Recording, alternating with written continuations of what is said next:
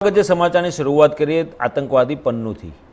પંજાબ પોલીસે ધર્મ અને જાતિના આધાર પર અલગ અલગ સમૂહો વચ્ચે દુશ્મની વધારવાના આરોપમાં પ્રતિબંધિત સંગઠન શીખ ફોર જસ્ટિસના ગુરપતવંત સિંહ પન્નુ પર કેસ દાખલ કર્યો છે। પોલીસે બુધવારે કહ્યું કે 23 જાન્યુઆરીએ અમૃતસરના સુલતાનવિંડ પોલીસ સ્ટેશનમાં ફરિયાદ દાખલ કરાઈ છે।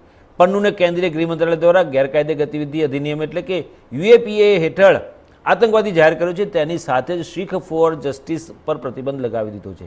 સોશિયલ મીડિયા પર પોસ્ટ કરાયેલી એક વિડીયોમાં ગુરપતવંત સિંહે દાવો કર્યો હતો કે અમૃતસરના શ્રી દુર્ગિયાના મંદિરનું હિન્દુ ધર્મમાં કોઈ ઐતિહાસિક મહત્વ નથી। ખાલિસ્તાન સમર્થક પન્નુએ મંદિર તંત્રને મંદિર બંધ કરવા અને ચાવીઓ ગોલ્ડન ટેમ્પલ તંત્રને સુપ્રત કરવા ચેતવણી આપી હતી। પંજાબ પોલીસે કહ્યું કે પન્નુના સોશિયલ મીડિયા વિડીયોના આધાર પર કેસ દાખલ કરવામાં આવ્યો છે। તેની સામે IPC કલમ 153A એટલે કે ધર્મ જાતિના આધાર પર અલગ અલગ સમૂહો વચ્ચે દુશ્મની વધે તેવા નિવેદન આપવા અને 505 હેઠળનો કેસ દાખલ કરવામાં આવ્યો છે।